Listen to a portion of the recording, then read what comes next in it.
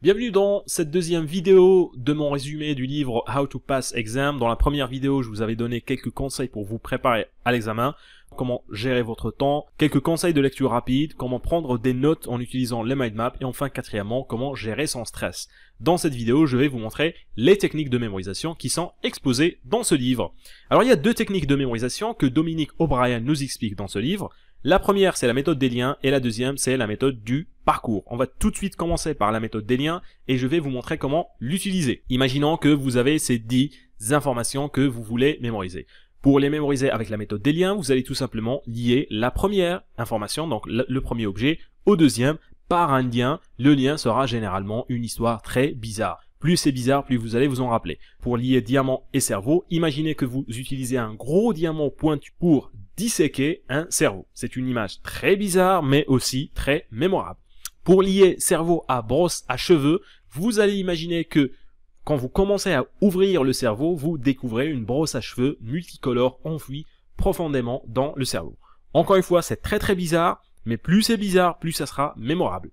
Pour lier brosse à cheveux avec feu, on peut par exemple imaginer qu'en retirant la brosse à cheveux, vous remarquez qu'elle va se mettre brusquement en feu et vous allez la jeter.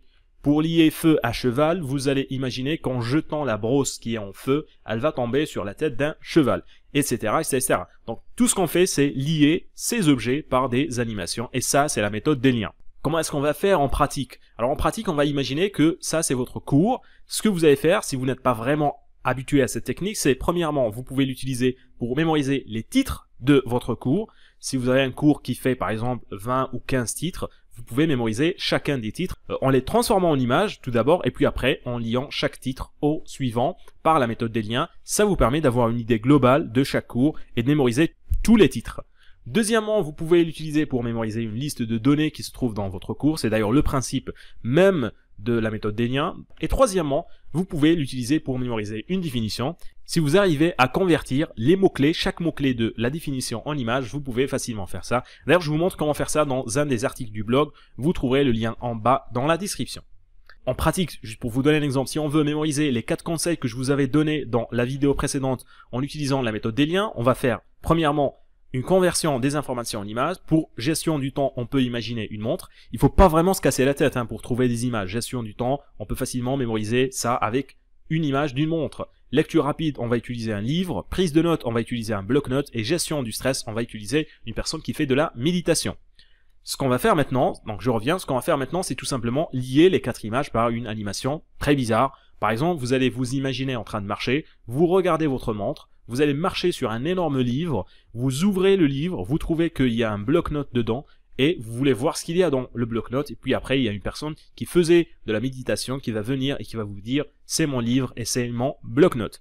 Là aussi, animation très bizarre, mais ça vous permet de garder en tête les 4 conseils, et même si vous n'avez pas gardé les détails avec ces images, si vous avez bien fait attention et si vous avez essayé de mettre les conseils en pratique, chaque conseil en rapport par exemple à la gestion du temps sera en quelque sorte de façon un peu automatique lié à la montre. On peut faire ça par exemple au conseil de la lecture rapide pour éliminer la subvocalisation. On peut imaginer le symbole mute. Pour le conseil de ne pas revenir en arrière, on peut utiliser le symbole interdiction de faire un demi-tour. Donc on va imaginer que c'est un panneau. Et pour utiliser un guide visuel, on va utiliser votre doigt. Ce que vous allez imaginer ici, c'est que vous êtes devant un panneau, donc un panneau qui dit de ne pas revenir en arrière, et vous trouvez qu'il y a un énorme bouton mute dans le panneau. Vous allez appuyer sur ce bouton avec votre doigt et ça va vous permettre de lire rapidement. Donc magiquement, vous allez pouvoir lire rapidement. Très bizarre encore une fois, donc toutes les animations que vous avez créées doivent être bizarres. On ne peut pas créer une animation qui n'est pas bizarre, qui n'est pas étrange parce qu'on ne va pas la mémoriser. Et là, vous avez mémorisé quels sont les 3 conseils pour faire de la lecture rapide. 3 conseils que nous avons tirés du livre How to Pass Exam. Ça, c'est pour la méthode des liens. Voyons maintenant la méthode du parcours qui est très simple. On va imaginer que ça, c'est le parcours que vous allez suivre de votre maison à votre travail. Et vous allez par exemple passer par ce parcours-là. Ce qu'on va essayer de faire, c'est identifier des endroits dans lesquels nous allons placer des images. Par exemple, vous pouvez placer une image ici, dans le 1, une image ici au niveau de la vitrine, une image en haut, une image au niveau de la porte, une image au niveau de la porte verte et une image au niveau des motos, et vous allez continuer à faire ça jusqu'à ce que vous allez arriver à votre travail en identifiant des endroits où vous allez placer des images. Par exemple, on peut mettre l'image de la montre ici, la gestion du temps. On peut imaginer qu'il y a un énorme livre au niveau de la vitrine. On peut imaginer aussi qu'il y a des carnets, des blocs-notes qui vont vous tomber sur la tête pendant que vous marchez. On va imaginer que à la porte, il y a une personne qui fait de la méditation et qui va vous empêcher d'entrer, et on va continuer à faire ça pour le reste des informations.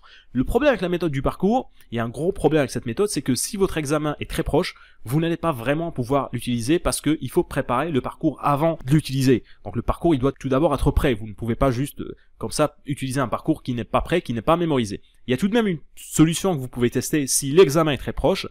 Essayez de préparer un parcours avec seulement 20 endroits. Ça pourra être par exemple le parcours que vous suivez de votre maison à la maison d'un ami, ou de votre maison à un café, ou de votre maison à l'arrêt de bus. Ça dépend, mais vous pouvez facilement identifier et créer un parcours avec seulement 20 endroits. Il servira à mémoriser 20 informations. Dans le livre, Dominic O'Brien nous dit qu'il a réussi à créer 100 parcours, ce qui est énorme.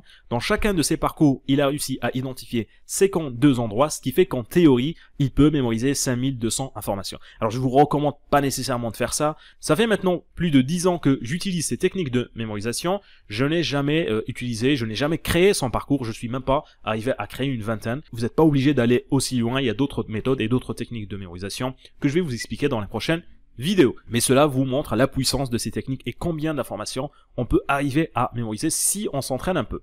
Maintenant, pour les conseils un peu pratiques.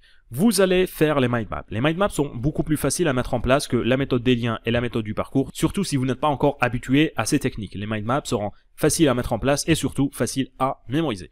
Deuxièmement, vous allez mémoriser 70% à 80% de vos informations à l'ancienne méthode. Je vous déconseille fortement d'utiliser ces techniques de mémorisation si votre examen est proche. Si par exemple vous avez un examen d'ici 2 semaines, c'est vraiment déconseillé d'utiliser ces techniques de mémorisation parce qu'ils demandent un certain temps d'adaptation. Vous allez mémoriser le reste des informations avec la méthode des liens ou du parcours. Alors le reste des informations, ça sera, comme je l'ai expliqué, mémoriser les titres de chaque cours avec la méthode des liens, mémoriser les listes, là aussi avec la méthode des liens, mémoriser les définitions compliquées, comme je l'ai expliqué en convertissant chaque mot clé de la définition en image. Vous allez laisser les choses que vous n'arrivez pas à mémoriser avec l'ancienne méthode en utilisant cette méthode-là. Vous pouvez par exemple utiliser cette méthode pour mémoriser les chiffres si vous réussissez à créer un système de chiffres. Je vous invite là aussi à aller lire mon article spécial sur la mémorisation de chiffres. Si vous voulez en apprendre davantage sur cette méthode de mémorisation, je vous invite à aller vous inscrire à ma formation Mémoriser un livre avec la méthode du palais, dans laquelle je vous montre comment vous pouvez mémoriser le livre, l'effet cumulé, en utilisant ces mêmes méthodes que je vous ai montrées dans cette vidéo. Voilà, c'est la fin de cette vidéo. Comme toujours, n'oubliez pas de me laisser vos avis et commentaires. Abonnez-vous à la chaîne si ce n'est pas encore fait. Partagez cette vidéo avec vos amis si vous pensez qu'elle peut leur être utile. Et on va se retrouver très prochainement pour de nouveaux conseils sur la mémoire et la mémorisation.